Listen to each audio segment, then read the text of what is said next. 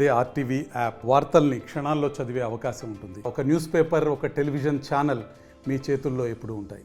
తెలంగాణ రాష్ట్ర వ్యాప్తంగా ముందుగా రాజధాని నగరంలో, దాని తదుపరి అన్ని జిల్లాల్లో కూడా ఎక్కడైతే చెరువులు ఆక్రమణకు గురైనాయో వాటిని తిరిగి చెరువులను పునరుద్ధరించడానికి రేపొద్దున ఈ యొక్క భౌగోళిక పరిస్థితుల్లో వాతావరణ కాలుష్యాన్ని నుంచి వాతావరణాన్ని పరిరక్షించుకోవడానికి, పర్యావరణాన్ని పరిరక్షించుకోవడానికి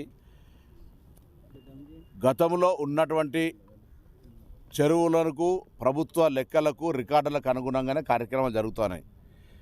మరొక్కసారి తెలంగాణ రాష్ట్ర వ్యాప్తంగా ఈ చెరువులు పరిరక్షించాలనుకునేటువంటి స్వచ్ఛంద సంస్థలకు లేదా గతంలో ఇక్కడ చెరువు ఉండి అని తెలిసినటువంటి వాళ్ళు ఎవరైనా సరే గౌరవ అధికారుల దృష్టికి, పోలీసులు కానీ, రెవెన్యూ కానీ, లేదా ప్రజాప్రతినిధుల దృష్టికి, పాత్రికేయుల దృష్టికి తెచ్చి వాటిని పరిరక్షించుకునేటువంటి బాధ్యత అక్కడి స్థానికులకే.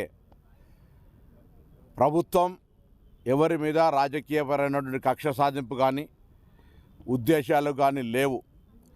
దీనికి ప్రజల నుంచి వస్తున్న స్పందన, రాష్ట్ర వ్యాప్తంగా ప్రజలు ఈ అంశాన్ని హర్షిస్తూ ఉన్నారు. అనేక సందర్భాల్లో ఎక్కడైనా అన్యాయంగా జరిగిందంటే తప్పకుండా మీరు న్యాయస్థానాలు ఉన్నాయి.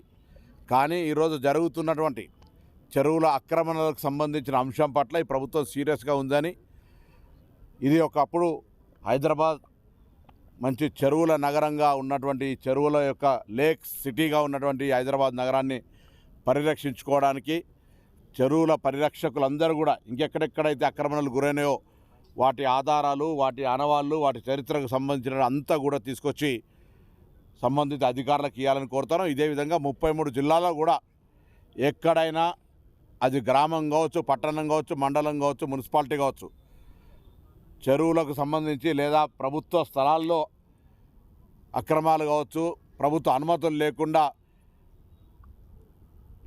పెద్ద పెద్ద అక్రమ కట్టడాలు కావచ్చు, వాటన్నిటి పట్ల మీకున్న సమాచారాన్ని, అవగాహనను, ఆలోచనను ప్రభుత్వం దృష్టికి తెమ్మని చెప్పి కోరుతాను. ప్రజలకు కూడా ఇటువంటి కార్యక్రమాల్లో భాగస్వాములు కావాలని సందర్భంగా విజ్ఞప్తి చేస్తా ఉన్నాను. మరిన్ని వీడియోస్ కోసం ఛానల్ ని సబ్స్క్రైబ్ చేయండి. లేటెస్ట్ అప్డేట్స్ కోసం వాట్సాప్ ఛానల్ ని ఫాలో చేయండి. అండ్ లింక్ డిస్క్రిప్షన్ లో ఉంది.